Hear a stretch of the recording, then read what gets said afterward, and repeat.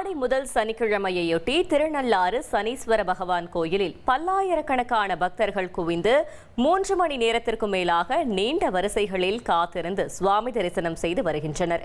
கூடுதல் விவரங்களை செய்தியாளர் அந்தோணிராஜ் வழங்கிட கேட்கலாம். அந்தோணிராஜ், வணக்கம். பக்தர்களின் வருகை அதிகரிப்பால் கோவில் நிர்வாகம் சார்பில் என்னென்ன சிறப்பு ஏற்பாடுகள் செய்யப்பட்டிருக்கிறது? கள தகவல்களை சொல்லுங்க.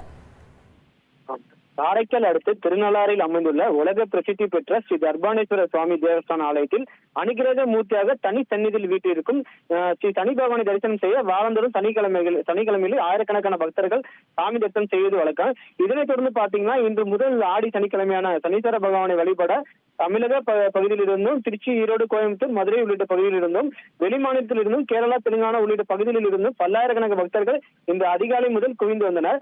மேலும் ஸ்ரீ சனி பகவானுக்கு சிறப்பு அபிஷேகம் நடைபெற்று வெள்ளி கவச அலங்காரத்தில் மகா தீபாராதனை நடைபெற்றது. பக்தர்கள் வெள்ளி கவசத்தில் அருள்பாலித்து வருகிறார் ஸ்ரீ சனீஸ்வர பகவான். முன்னதாக பக்தர்கள் பாத்தீங்கன்னா நலத்தீர்த்த குளத்தில் புனித நீராடி பின்னர் களி தீர்த்த விநாயகரை வழிபட்டு சிதறு தேங்காய் உடைத்து நீண்ட வரிசையில் 3 மணி நேரத்திற்கு மேலாக காத்திருந்து ஸ்ரீ சனீஸ்வர பகவானை தரிசனம் செய்து வருகின்றனர். சனி பகவானுக்கு உகந்த எல் தீபம் ஏற்றி வழிபட்டனர். தற்போது அதிக அளவிலான பக்தர்கள் வருகை தந்துள்ளதால் மாவட்ட எஸ்எஸ்பி லட்சுமி சௌஜன்யா உத்தரவின் பேரில் திருநள்ளாறு பகுதியில் 100க்கும் மேற்பட்ட போலீசார் பாதுகாப்பு பணியில் ஈடுபட்டுள்ளனர். தொடர்ந்து பக்தர்கள் வருகை இந்த அதிகரிப்பால் திருநள்ளாறு பகுதி முழுவதும் கடும் போக்குவரத்து பாதிப்பு ஏற்பட்டுள்ளது. பக்தர்கள் அலைமோதி வருவதால் வெகு நாட்களுக்கு பிறகு திருவிழா கோலம் போல திருநள்ளாறு கோவில் களை கட்டி காட்சியளிக்கிறது.